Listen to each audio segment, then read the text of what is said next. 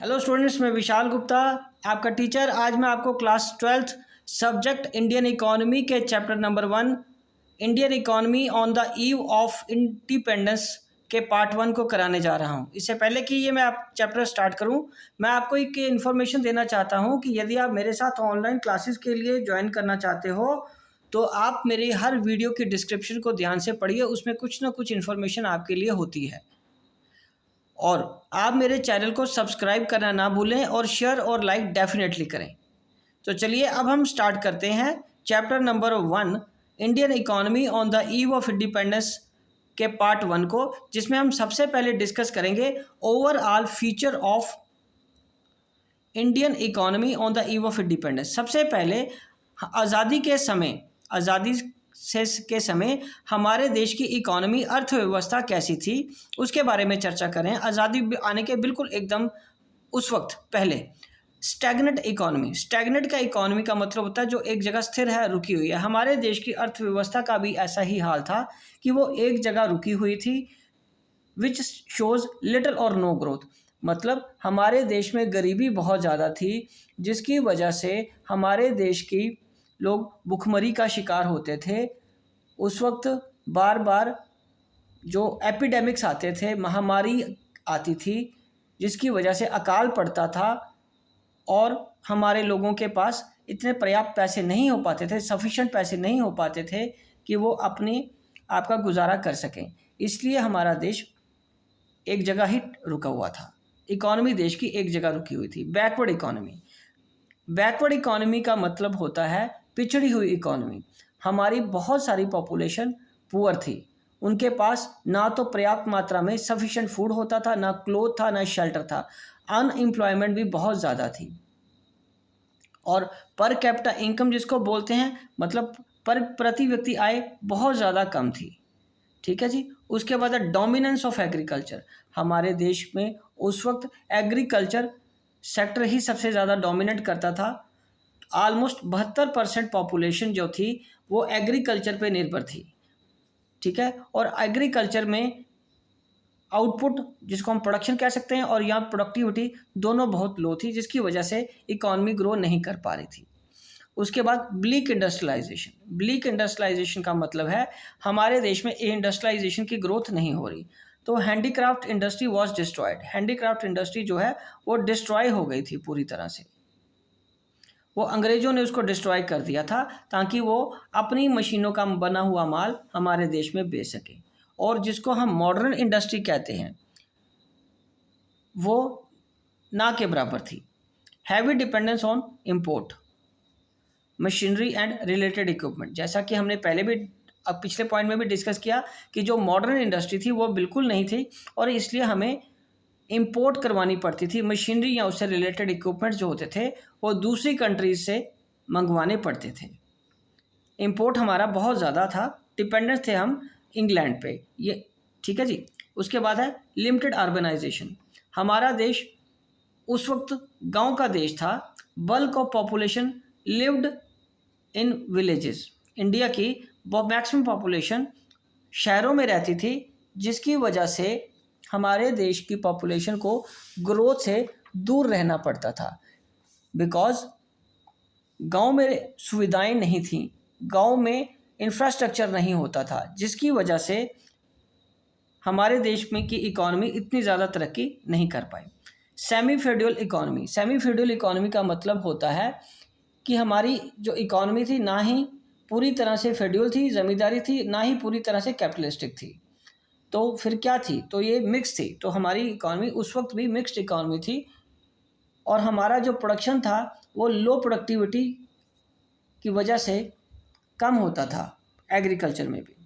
तो ये थे स्टूडेंट्स पॉइंट हमारे देश की इकोनॉमी के फीचर, जो कि आज़ादी के समय, आज़ादी आने से पूर्व हमारे देश की इकोनॉमी के फीचर, जिसमें मैं दोबारा एक बार पढ़ देता हूँ। स्टैग्नेंट इकोनॉमी एक जगह रुकी हुई थी। बैकवर्ड मतलब पिछड़ी थी। एग्रीकल्चर बहुत ज़्यादा डोमिनेशन में था। इंडस्ट्रियलाइजेशन बिल्कुल नहीं थी। हम डिपेंडेंट थे इंपोर्ट के लिए दूसरी कंट्रीज़ पे। लिमिटेड अर्बनाइजेशन थी। हमारा देश गांव का देश माना जाता था और वहाँ ग्रोथ नहीं आती थी। और मिक्स्ड इकोनॉमी थी हमारे देश में। तो स्टूडेंट्स, अब हम आगे डिस्कस करेंगे state of agriculture sector. State of agriculture sector मतलब उस समय, आज़ादी के समय, हमारे देश में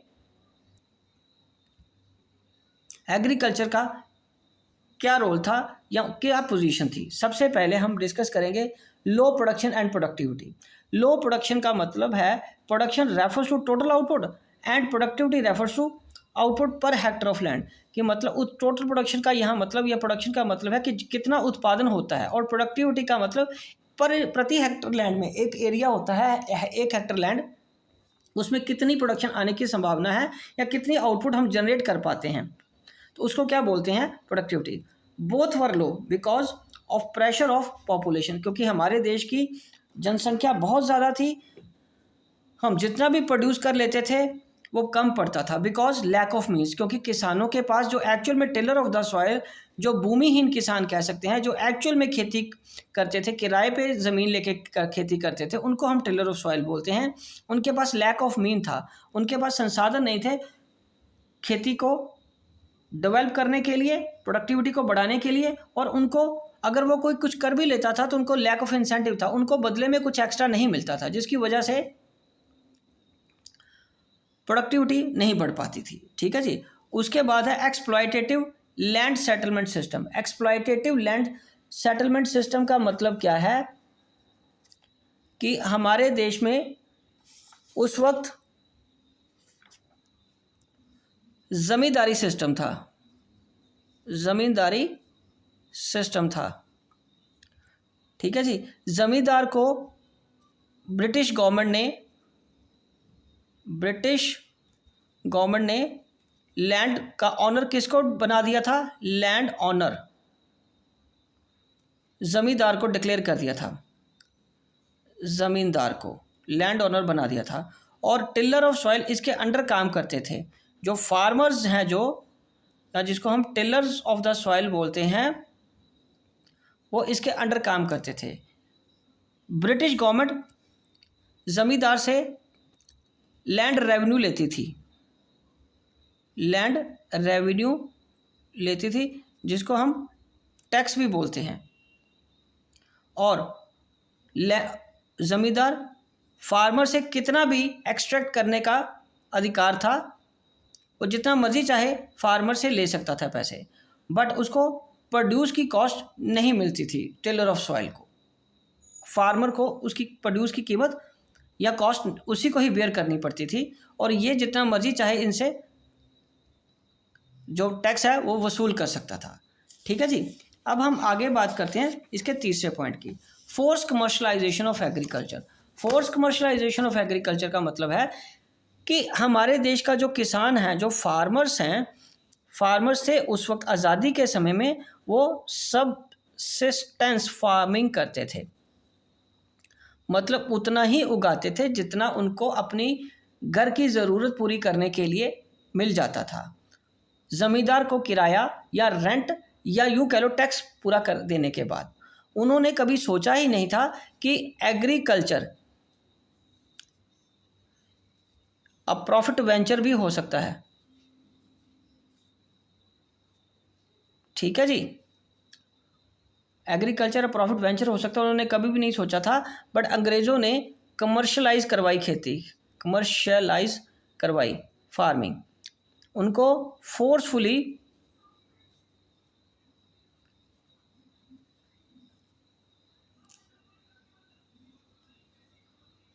इंडिगो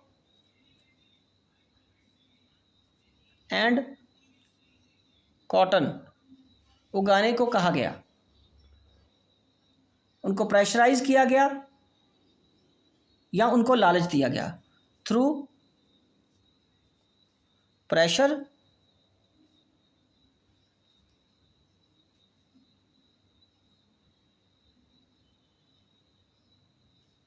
और एडवांस पेमेंट।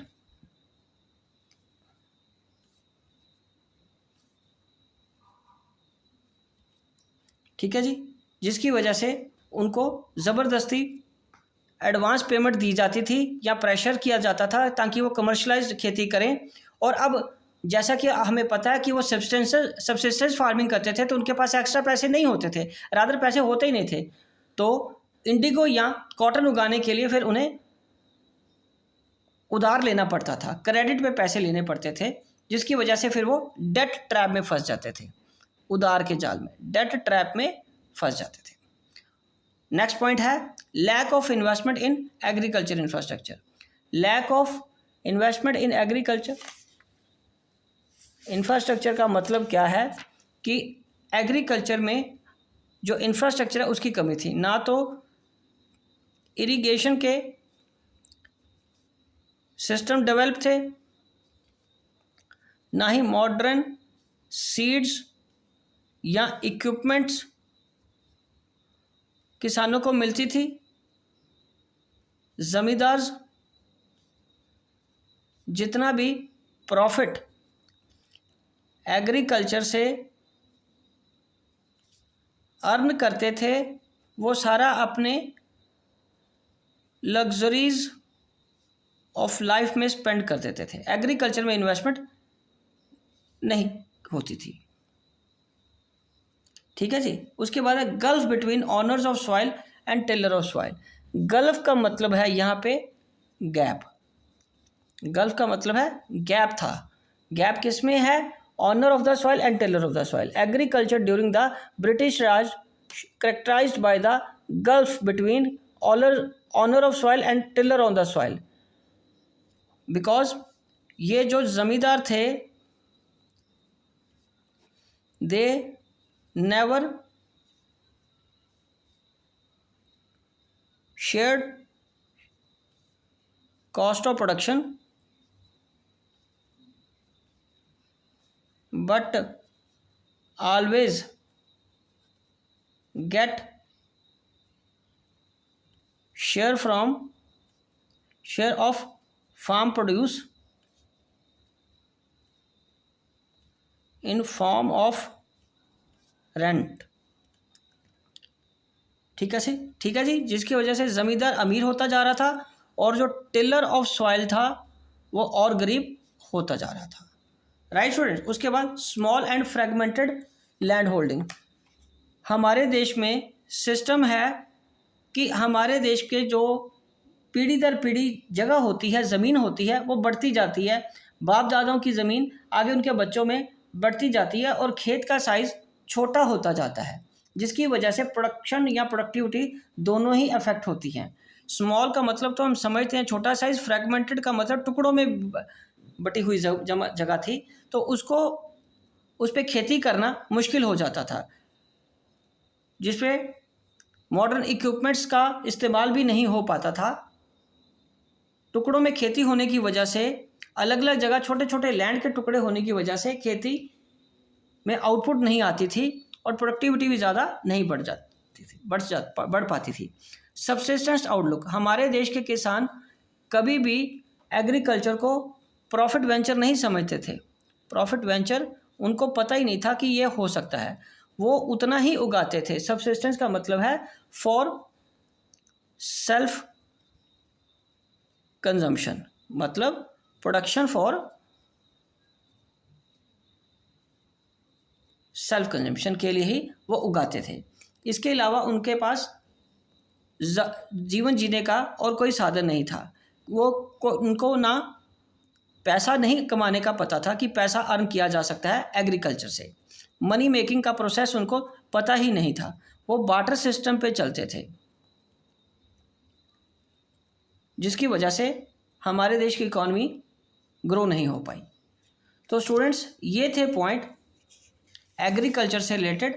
अब मैं आपको स्टेट ऑफ एग्रीकल्चर के पॉइंट्स को एक बार दोबारा समराइज कर देता हूँ। बैकवर्ड और स्टैग्नेंट में अलग अलग पॉइंट आएंगे। बैकवर्ड में पहला है low production and low productivity, दूसरा है lack of investment in the agriculture infrastructure, और तीसरा है स्मॉल एंड फ्रेगमेंटेड होल्डिंग, चौथा है सबसिस्टेंस आउटलुक, और उस तरीके से दूसरा स्टैग्नेंट कैसे है, exploitative land system between under British Raj, मतलब exploitative and land settlement system under British Raj है। दूसरा फोर्स कमर्शलाइजेशन ऑफ एग्रीकल्चर, तीसरा gulf between the owners of the soil and tiller of the soil. मतलब ये वाले जो 4 पॉइंट हैं वो बैकवर्डनेस शो करते हैं, और ये वाले जो पॉइंट है 3 वो स्टेगनेंट शो करते हैं कि हमारी अर्थव्यवस्था एक जगह ठहरी हुई थी, क्योंकि उनको किसानों का एक्सप्लॉयटेशन होता था, फोर्स कमर्शलाइजेशन किया जाता था, जिसकी वजह से वो डेट ट्रैप में फंस जाते थे, और गल्फ था, गैप था ऑनर्स में और टिलर्स में। ऑनर्स उनसे रेंटल इनकम बहुत ज़्यादा लेते थे और कॉस्ट ऑफ प्रोडक्शन शेयर नहीं करते थे, और इनसे सारा खर्चा इनको बेयर करना पड़ता था, उनको सिर्फ सब्सिस्टेंस के लिए ही दिया जाता था, जिसकी वजह से एग्रीकल्चर में ना ग्रोथ आती थी, ना फार्मर रिच हो पाता था, प्रॉस्पेरस हो पाता था। तो स्टूडेंट्स, मैं इन्हीं पॉइंट्स के साथ इस वीडियो को यहीं पे कंप्लीट करता हूँ। अगली वीडियो में हम बाकी पोर्शंस करेंगे। Thank you.